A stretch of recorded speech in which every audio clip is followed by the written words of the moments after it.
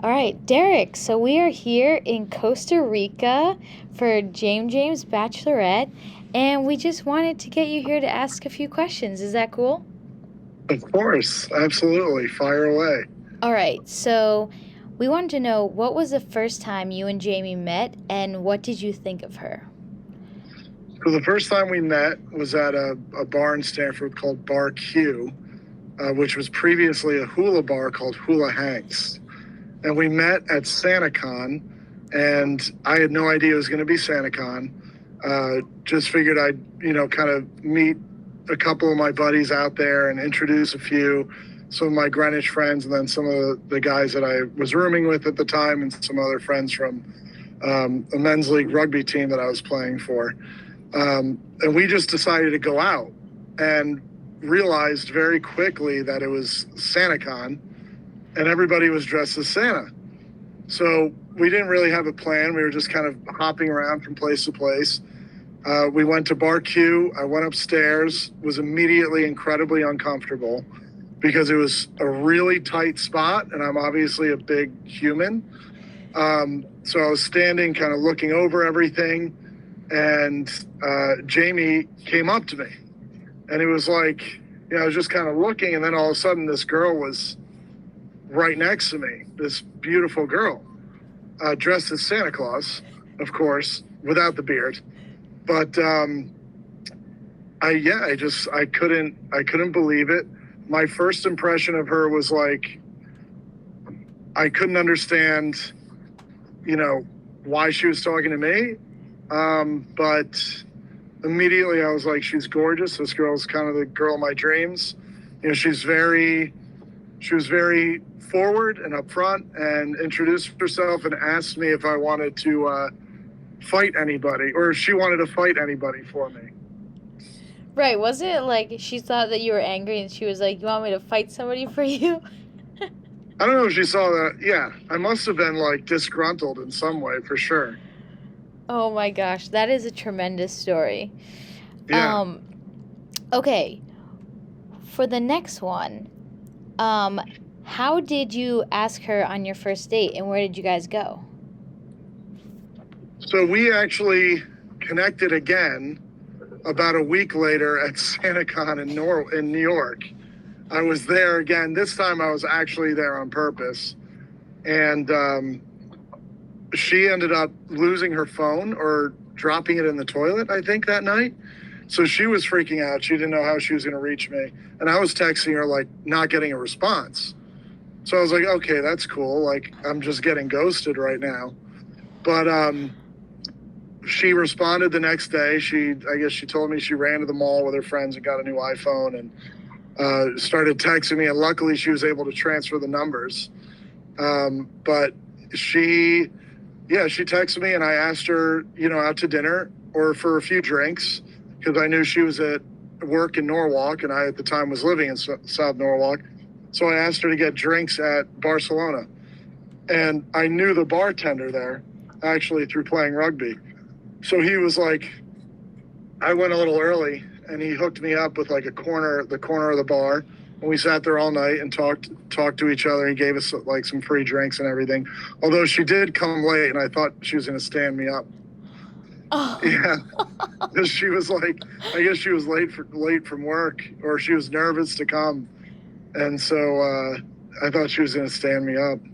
Oh my gosh, I did not know that part of the story. That is really funny. But that place, Barcelona, where it originally was, actually became one of our favorite spots because a musician used to play there called Nick Marzak.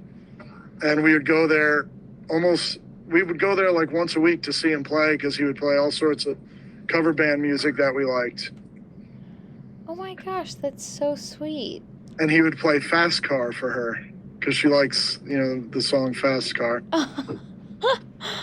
Oh my gosh. Okay, well, that is a good segue to my next question, because my next question has to do with your wedding day. Yeah. What moment are you most excited for your wedding day? I mean, beyond saying I do, is probably hearing her say I do. Obviously, it's been a long time coming, but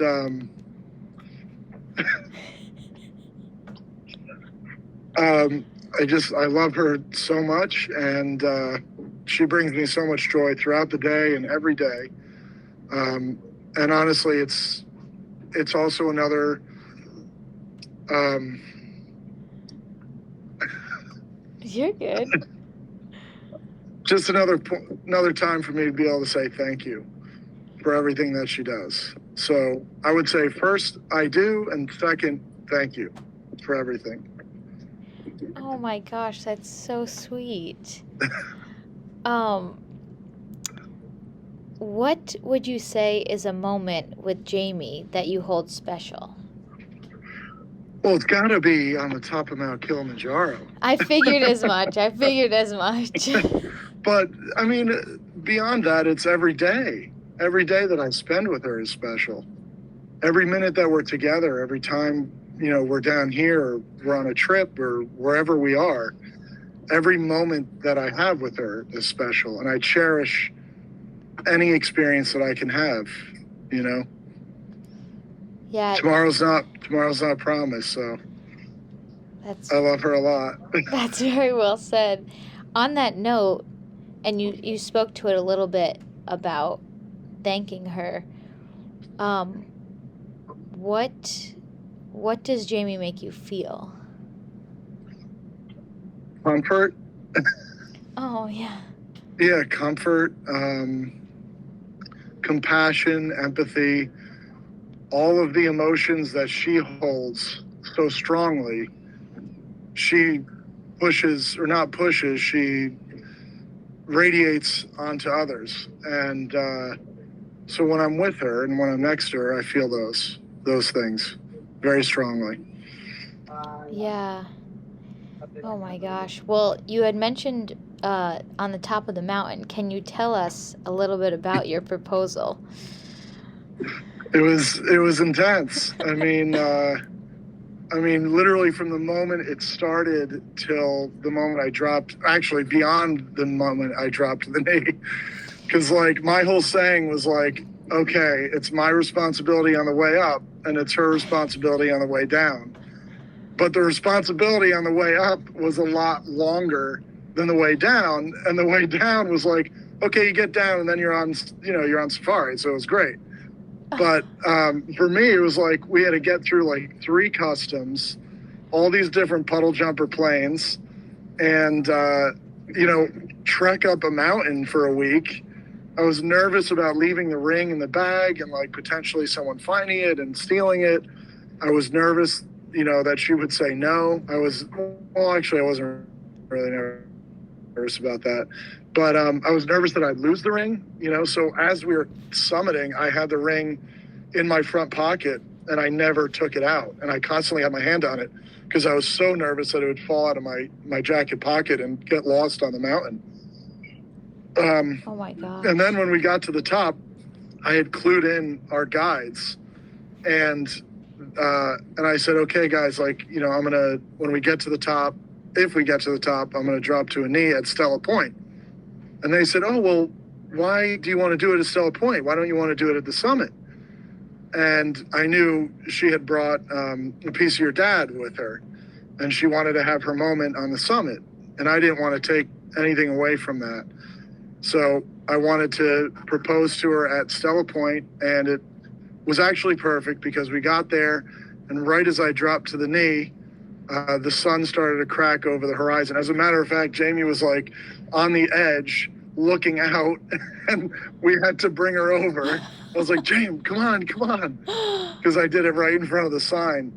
So then after I dropped to the knee, our guides whipped out a frozen bouquet and some hot tea. And it really, made the day. But then as we were coming down, we realized we hadn't taken any photos. So James, like, because we had gloves and hats and all sorts of stuff on. So she's up there and she's like, no, we have to take photos. So she started taking, snapping some photos of us, and it was really nice. But then on the way down, I was like, okay, it's your responsibility on the way down. She's like, no. You're carrying it down.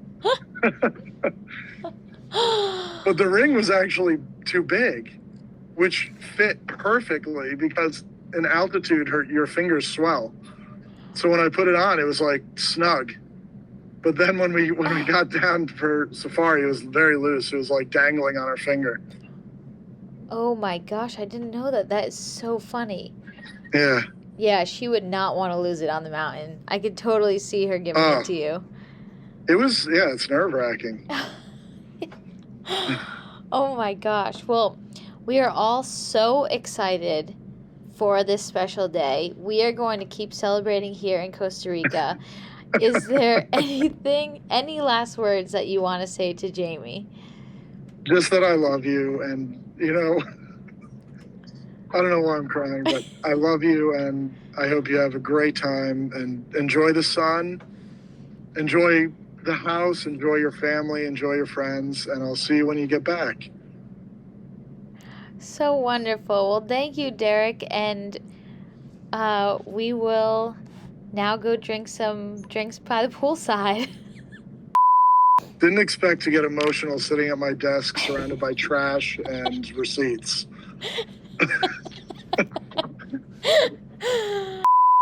Yeah, I don't have a door, and all I hear is like spray snow in the background. I'm like, can she hear that?